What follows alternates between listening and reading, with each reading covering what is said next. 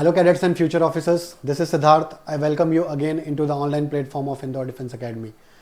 So in this video, we will again talk about the Indian Air Force, and this time we will talk exclusively about the Air Force Academy. So my friends, आप ये ज़रूर सोचते होंगे कि जब भी कोई flying cadet जब भी एयर फोर्स एकेडमी जाता है तो उसमें ऐसी कौन सी स्किल देखी जाती है, उसमें ऐसी कौन सी एक्सपर्टाइज देखी जाती है जिसके हिसाब से उसको फाइटर, हेलीकॉप्टर या ट्रांसपोर्ट विंग दिया जाता है। तो आज के इस वीडियो में अपन इसी पे बात करेंगे। तो without any further delay, let's get started. So my friends, this is our glorious air force academy which is situated at Dundigal, Hyderabad.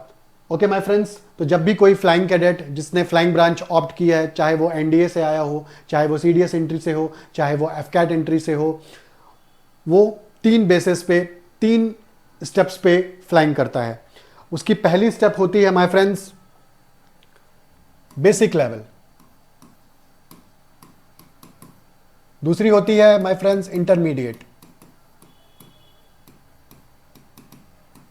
और तीसरी होती है माय फ्रेंड्स एडवांस। ये 3 जाते ही आपको 24 वीक्स के लिए, मतलब 6 महीने से थोड़ा कम, उस ड्यूरेशन के लिए आपको इन 3 लेवल से गुजरना पड़ता है। तो पहले लेवल में जब आपकी फ्लाइंग पूरी हो जाती है तब आपको 3 विंग्स में से एक विंग को चूज करना पड़ता है। पहली विंग्स है फाइटर्स, दूसरी विंग है हेलीकॉप्टर्स और तीसरी विंग है ट्रांसपोर्ट। जब आप इन 3 में से एक चीज चूज कर लेते हैं तो 90% ये डिसाइड हो जाता है कि हम किस फील्ड पे जाएंगे, हम किस विंग पे जाएंगे। उसके बाद 3 पैरामीटर्स और होते हैं माय फ्रेंड्स जो ये डिसाइड करेंगे कि क्या आपको आपकी मनचाही विंग्स मिली है, क्या आपको अपना मनचाहा स्ट्रीम मिला है। पहला होता है my friends recommendation of your instructor. तो जिसने आपको बेसिक लेवल से आपके साथ था, आपकी सारी उड़ान में, आपकी सारी टेस्ट फ्लाइट में, आपको उसने डिफरेंट पैरामीटर्स में आपको उसने एग्जामिन किया है, उसकी रिकमेंडेशन सबसे पहले होती है माय फ्रेंड्स। ओके, तो एक फ्लाइंग इंस्ट्रक्टर आपके साथ हमेशा मौजूद रहता है आपके तीनों स्टेप्स में। दूसरा होता है कि आपने क्या चूज किया है, आपने कौन सी विंग को चूज किया है। ओके माय फ्रेंड्स, तीसरी होती है कि आप जिस फील्ड में जाना चाहते हैं या जिस विंग में जाना चाहते हैं उसमें वैकेंसीज कितनी है। वैकेंसीज फाइटर्स में कम होती हैं, हेलीकॉप्टर्स में ज़्यादा होती हैं, ट्रांसपोर्ट में और ज़्यादा होती हैं। तो वो डिपेंड करता है कि आप जिस कोर्स में जा रहे हैं उसमें किसी पर्टिकुलर विंग की वैकेंसीज कितनी हैं। उस वैकेंसीज के आधार पे ही आपको आगे की फ्लाइंग दी जाती है।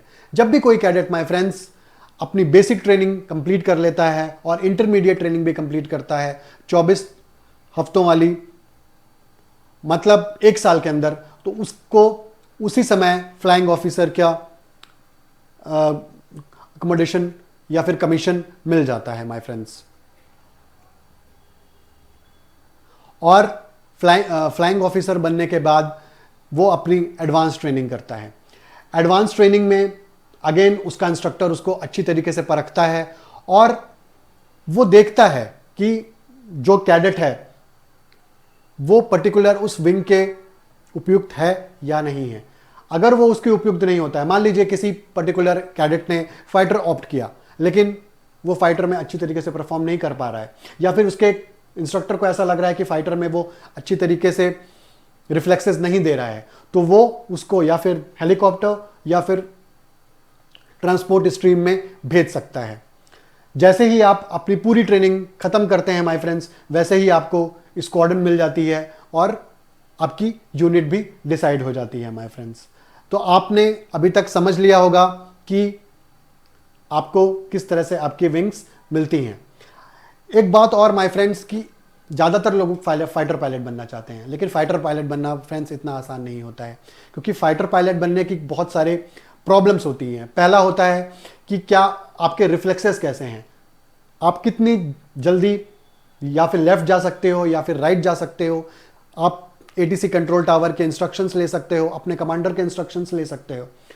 जैसे प्लेन में कोई खराबी हो गई, कोई इरेगुलरिटीज हो गई और आपको बोला गया है कि आप इजेक्ट कीजिए, और जैसे ही आपने इजेक्ट किया, आपने देखा कि आसपास बहुत ज़्यादा पॉपुलेटेड एरिया है, तो आपने इजेक्ट ना करके अपने प्लेन को कहीं दूर ले गए। ऐसे कई सारे एग्जाम्पल्स हमारे साथ हमारे इंडियन एयरफोर्स के ऑफिसर्स ने देखा है।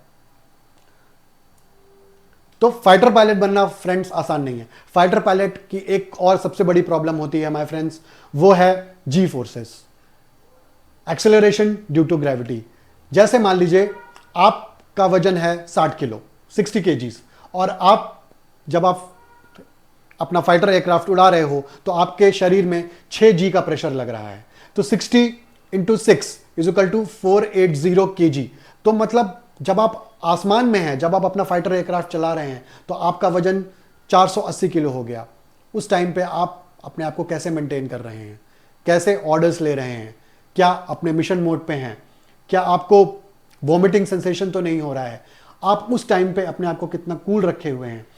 उसी टाइम पे आपका इंस्ट्रक्टर आपको असिस्ट करता है और यह देखता है कि क्या आपके स्किल्स, आपका टैलेंट, आपके एक्सपर्टाइज एक फाइटर पायलट बनने लायक है या नहीं। जैसे ही वो ये सारी चीज़ों का आकलन कर लेता है और फाइनली अपनी रिपोर्ट को एयरफोर्स एकेडमी में सबमिट कर देता है। तो माय फ्रेंड्स, आई होप इस वीडियो से आपकी सारी क्यूरीज, सारी चीज़ें जो आप इंडियन एयरफोर्स एकेडमी के पर्टेनिंग जानना चाहते थे वो पूरी हो गई। चलिए मिलते हैं इसी एक ऐसे ही अनदर इंफॉर्मेटिव वीडियो में। तब तक के लिए stay healthy, stay fresh and जय हिंद।